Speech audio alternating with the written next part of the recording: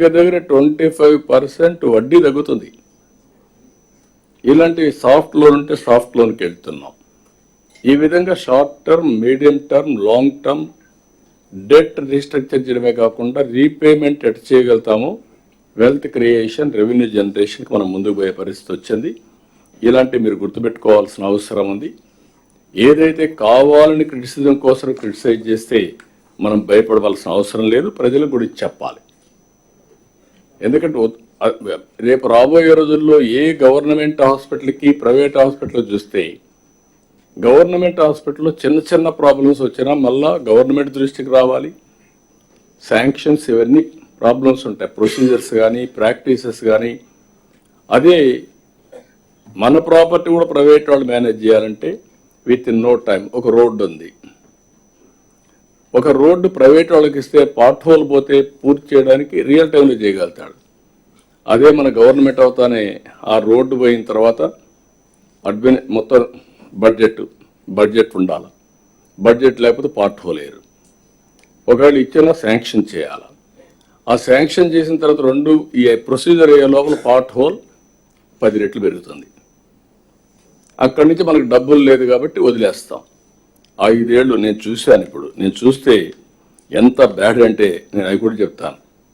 వారసత్వంగా వచ్చిన సమస్యలు కొన్ని హ్యాండిల్ చేశాం, కొన్ని ఇంకా చేయాల్సిన అవసరం. I will tell you that also.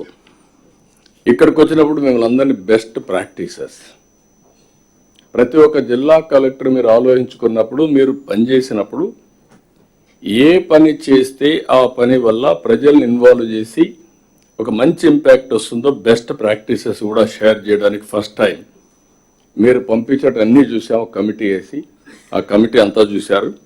ఒక 6 జిల్లాలు మాత్రం సెలెక్ట్ చేశారు. ఉండే వాటిలో 6 జిల్లాలు వచ్చాయి. 6 బెస్ట్ ప్రాక్టీసెస్ చూసుకొని ఏమేమి అమలు చేయగలుగుతామో చేస్తాం. ఇది కంటిన్యూగా నిరంతరం మనం చేసే పనుల్లో ఇంకా ఏ విధంగా మెరుగుపరచాల్సిన అవసరం ఉంది. ఇది కాకుండా స్వర్ణాంధ్ర 2047 10 సూత్రాలు, zero poverty, skilling and employment. నేను ఎవ్రీడే చెప్తున్నా, ఎంప్లాయ్మెంట్. పావర్టీ ఎంత ముఖ్యమో జీరో పావర్టీ, ఎంప్లాయ్మెంట్ అంతే ముఖ్యం.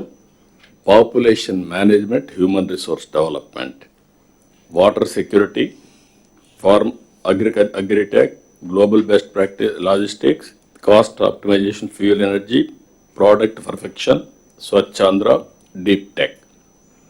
ఈ 10 మంది ఆఫీసర్స్ కూడా ఇన్ఛార్జ్ పెట్టాం. వాళ్ళు కూడా వర్కౌట్ చేస్తున్నారు. ఇక్కడ క్లారిటీ వస్తుంది. ఈ 10 సమస్యలు మనం అడ్రస్ చేయగలిగితే 15% growth rate is not a problem. ఇంకా అన్సర్టనిటీ ఉండదు. అదే మరి skilling and employment, job melas అని చెప్పాను, దానిపైన డిస్కస్ చేస్తున్నాం. రెవెన్యూ ఎర్నింగ్ డిపార్ట్మెంట్స్, ఈ 2 కూడా మనం వర్కౌట్ చేసుకోవాల్సిన అవసరం ఉంది. లా అండ్ ఆర్డర్ లాస్ట్లో